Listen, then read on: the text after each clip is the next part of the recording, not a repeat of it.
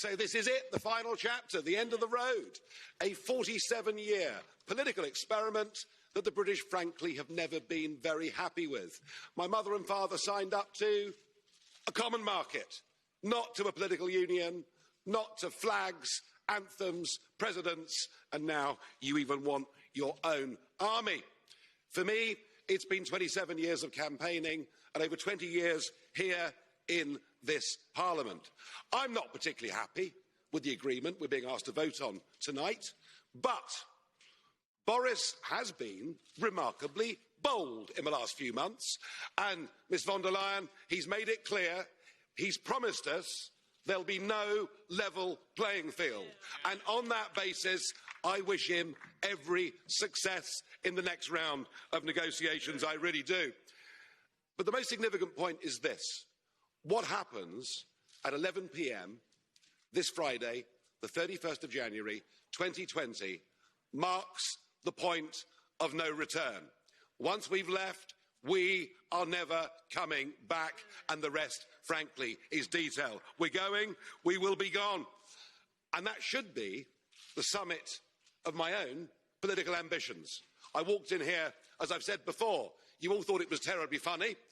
You stopped laughing in 2016.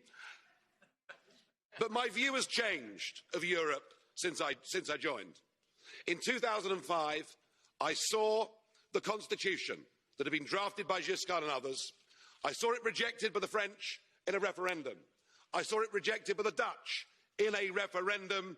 And I saw you in these institutions ignore them, bring it back as the Lisbon Treaty and boast you could ram it through without there being referendums. Well, the Irish did have a vote and did say no and were forced to vote again. You're very good at making people vote again, but what we've proved is the British are too big to bully, thank goodness. So I became an outright opponent of the entire European project. I want Brexit to start a debate across the rest of Europe. What do we want from Europe?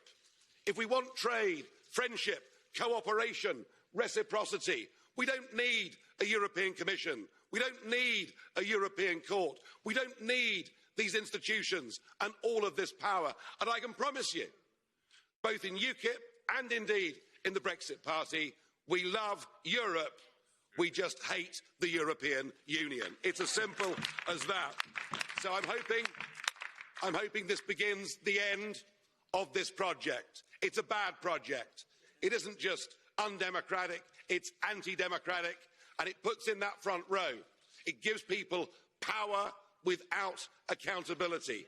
People who cannot be held to account by the electorate, and that is an unacceptable structure. Indeed, there's an historic battle going on now across the West, in Europe, America and elsewhere. It is globalism against populism. And you may loathe populism, but I tell you a funny thing, it's becoming very popular.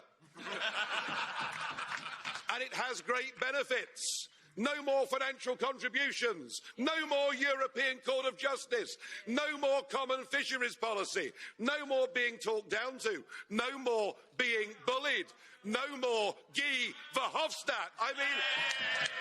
I mean, what's not to like? I know you're going to miss us. I know you want to ban our national flags, but we're going to wave you goodbye, and we'll look forward in the future to working with you as sovereign.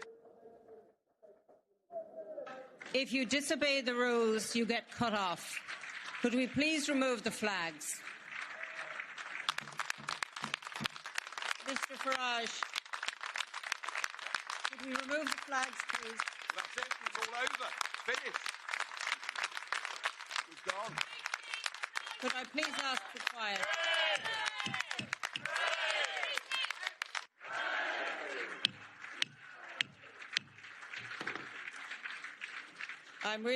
Please sit down, resume your seats, put your flags away, you're leaving, and take them with you if you are leaving now. And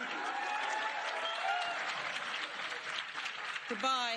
Can I just say, if I may say, just in a slight reference, the word hate was used in the last contribution. And I really think, given what we listened to prior to this, that we should not hate anyone or any nation or any people.